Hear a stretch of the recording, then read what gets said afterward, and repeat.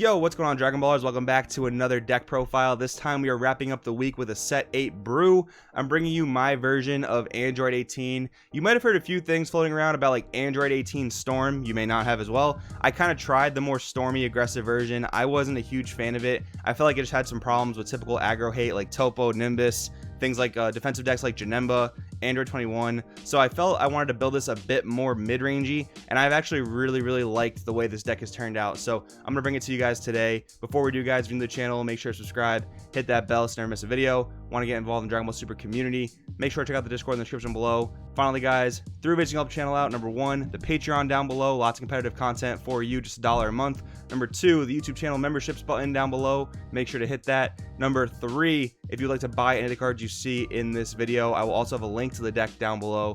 Make sure to use my links to TCG Player or Bearded Collectibles down below. All this stuff really important, guys, to help your favorite content creators because of the face of COPPA and the Federal Trade Commission. If you don't know about that, make sure to search it up. I did talk about it in a previous video, so just make sure you're informed. That being said, if you want to know all the nooks and crannies of this deck, the ins and outs, make sure to watch the entire thing. We will get into it. So Android 18, I kind of like this leader over Android 21 as a personal playstyle preference. I do think Android 21 is insanely powerful, especially because it's untapped, gets around TN. But the way I like to play the game, I think Android 21 just kind of suits that a bit better. I don't like the simple playstyle of, you know, drop your 8-drop boss monster, win the game type of thing. That boss monster is stupid powerful, don't get me wrong. Like wiping your opponent's entire board, energy and all, as long as it's not dual color, that's stupid powerful.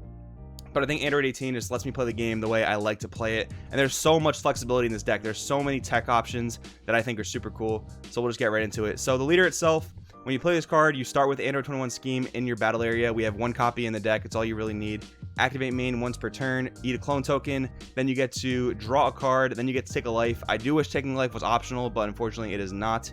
And then you get to bounce one of your opponent's battle cards with an energy cost of 1 back to their hand. When you awaken, you flip over, you draw 2.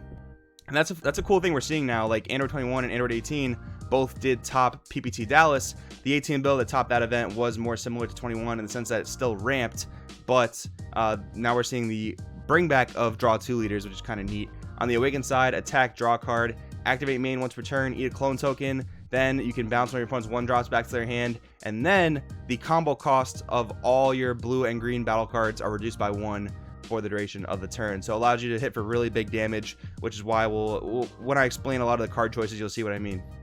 So starting off with the blue cards, we have 2 copies of Absolute Release Ball. This is your counterplay essentially. You could play You're Wide Open. I'm not a huge fan of it. This one just seems to hit much more in the format. It really hits pesky 2-drops like Topo and like Vegeta the Cruel, because keep in mind, guys, when in counter window 1, when you're activating Absolute Release Ball, those are considered 2-drops because of their own effects. And since you're a self-awakening leader, this thing is live really fast, and it untaps an energy, so it's like a Whis coercion in the form of a counterplay. This card is just super strong in this type of build.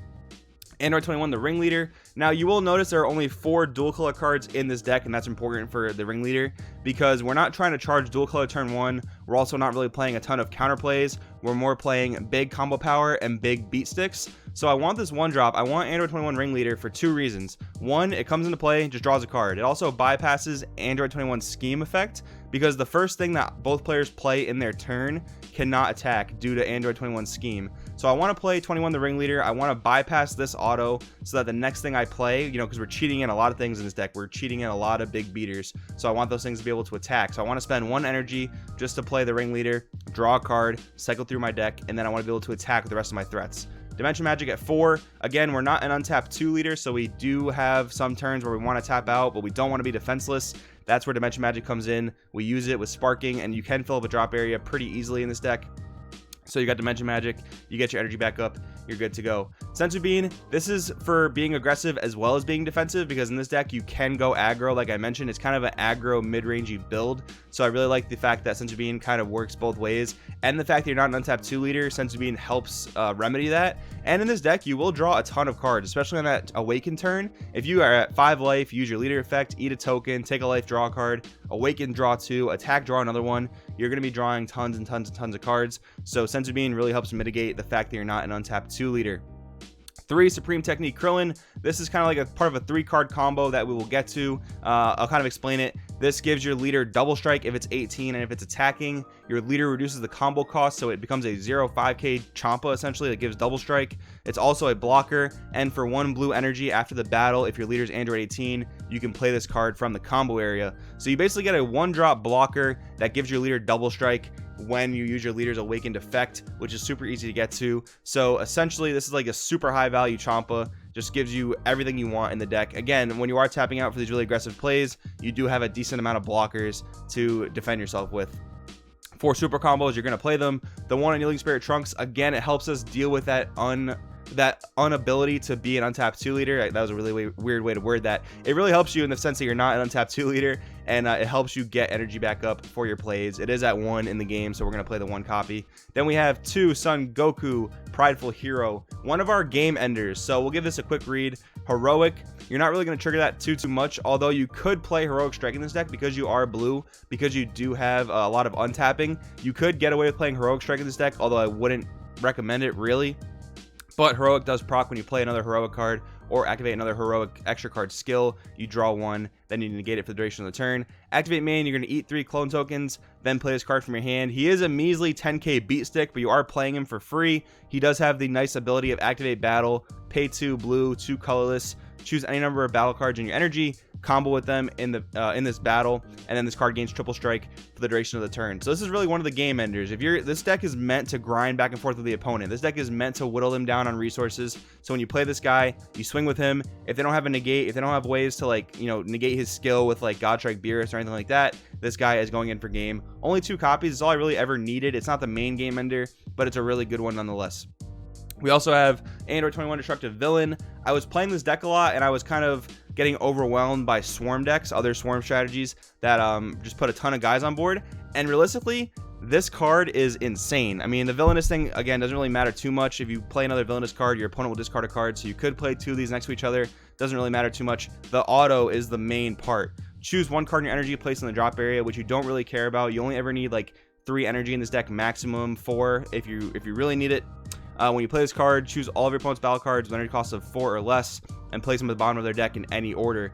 This is just such a big board wipe. Like if your opponent has a board full of Raiders Warcry, get rid of them. If your opponent has a board of veggies, get rid of them. This card is just so strong. Really works well in the deck. The 1 scheme we talked about, 3 Maleficent Techniques Cell. We play a lot of cards in this deck to give our opponent tokens. We have obviously the Field Spell, we have Android 21 the Ringleader, we have Android 21 a Brilliant Idea, which we'll talk about in a few minutes.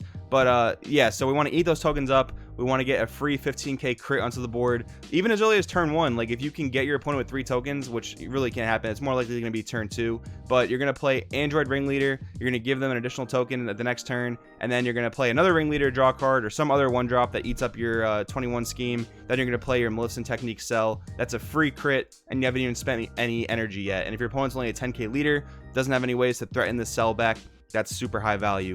The 1 dual color card we are playing in the deck, Supreme Technique Son Goku. He is another blocker, arrival blue-green for a blue energy exhaust, but you're not really trying to charge him. You can charge a turn 1 if you see too many of them in your hand, but you don't need to. Again, auto, choose 2 clone tokens in your battle area, eat them. When you play this card, your opponent chooses 1 card from their hand and places it in the drop area. So another card that just whittles your opponent's resources down. And the arrival in this deck is very efficient in the sense that you have a 1-drop blue card that replaces itself by drawing. You have Annealing Spirit Trunks, which untaps energy, and then we have a few green cards that also help with the untap. One of those is Mischievous Technique Gotenks. Just as a 2 of, this is a little bit worse than one of the other cards you play in the deck, but it does eat a clone token to draw a card when comboed with on your turn.